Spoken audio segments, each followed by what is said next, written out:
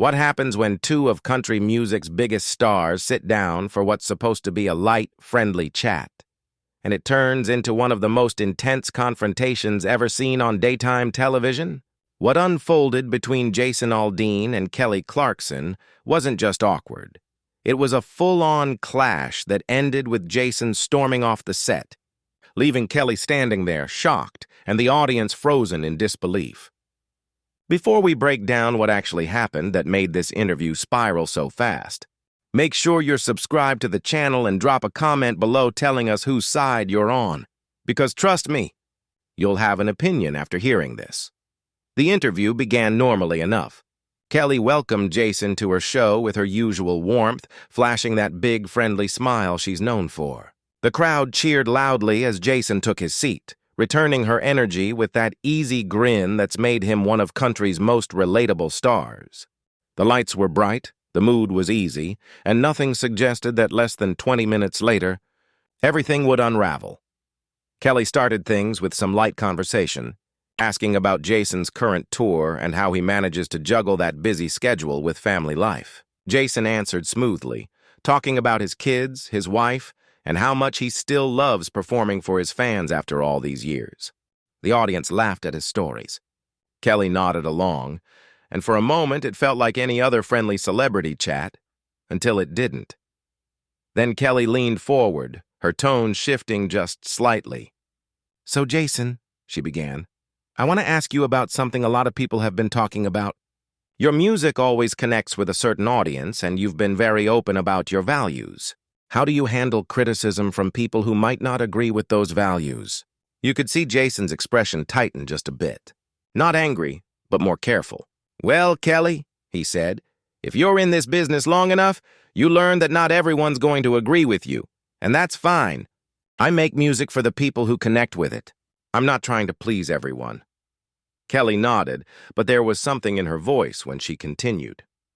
"Sure," she said, "but don't you think that as someone with such a big platform, there's a responsibility to think about how your message might come across to different groups, especially when some of your lyrics and images have been seen as divisive?"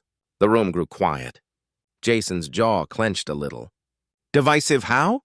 he asked, his tone sharp but steady. Kelly kept her composure. "Well, there are people who feel like some of your recent songs play into stereotypes or create an us versus them feeling. I'm not saying that's your goal, but perception matters, doesn't it?" Jason leaned back. "Kelly, I think you're reading too much into it. I write about real life, about how people live and think in small towns across America. If that makes some people uncomfortable, maybe that says more about them than it does about me." Kelly's smile stayed, but her eyes had a different energy now.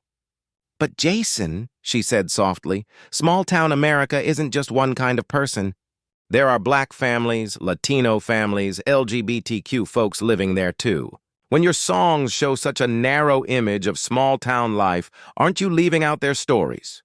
The tension was now impossible to ignore. Jason leaned forward, his tone firm. "I'm not leaving anyone out, Kelly. I'm telling stories from my experience. That's what artists do. Nobody accuses you of leaving people out when you sing about your own life." "That's different," Kelly said quickly, and the friendliness was fading.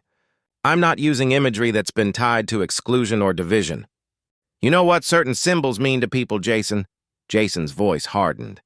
"What I know is that I came here for a conversation, and I'm getting lectured about my own songs on national TV by someone who came in with an agenda."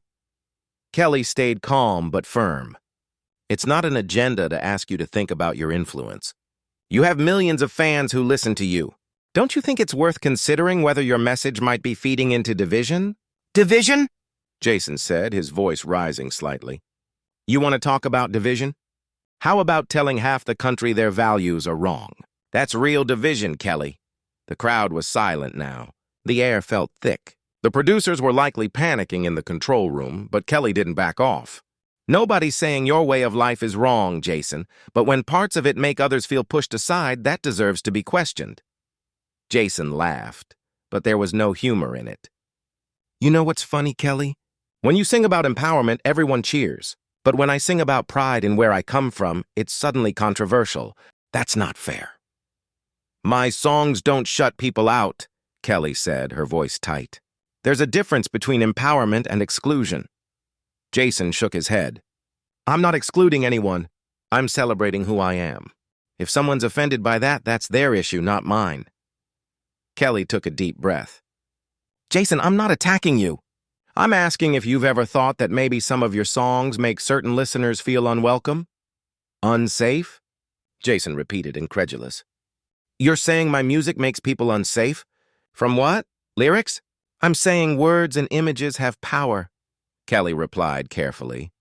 They can include or exclude. They can make people feel seen or ignored. You have influence, Jason. That matters. Jason was shaking his head now. This is unreal. I thought we were going to talk about music and my tour, not turn this into some moral lecture about what I should or shouldn't write. They're not my standards, Kelly said firmly. They're about human decency and inclusion. That was the breaking point. Jason stood, still wearing his microphone. You know what, Kelly? I don't need to sit here and be told that who I am and what I believe is indecent. I respect you, but this is an ambush disguised as an interview. Gasps filled the room.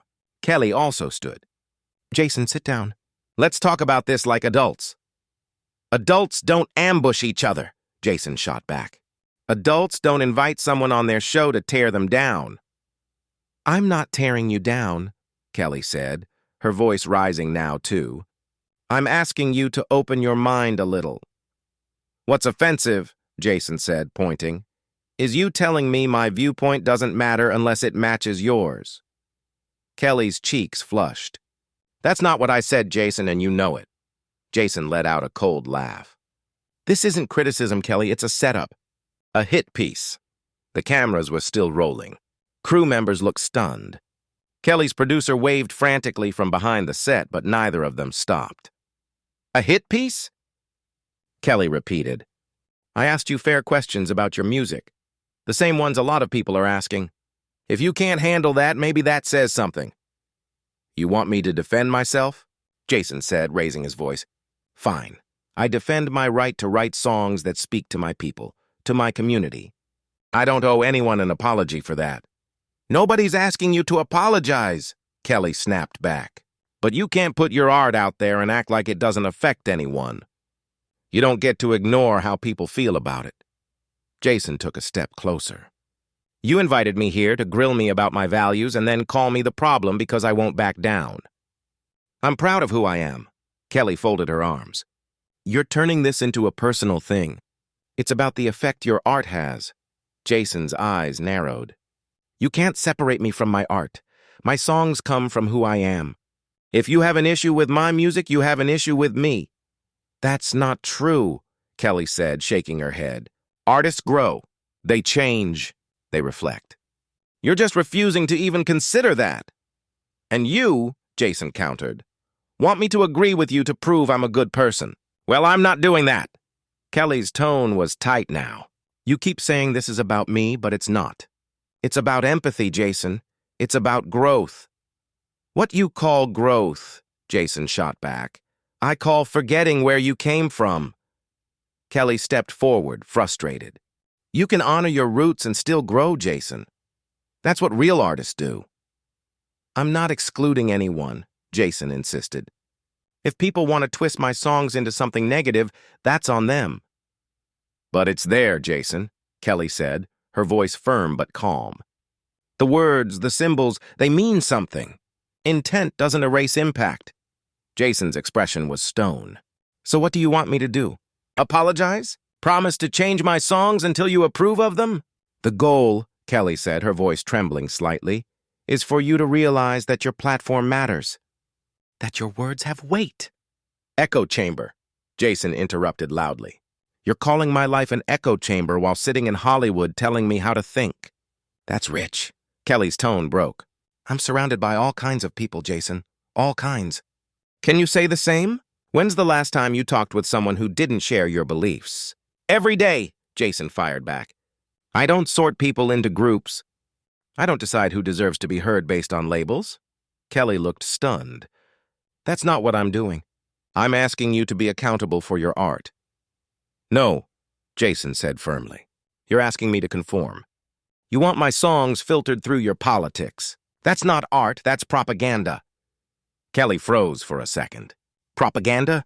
You think empathy is propaganda? Jason's voice was low but clear. Telling artists they can only write what fits one viewpoint. That's propaganda. And that's what this is. Kelly's face fell. Unbelievable. You're making yourself the victim when all I did was ask you to think about other people. And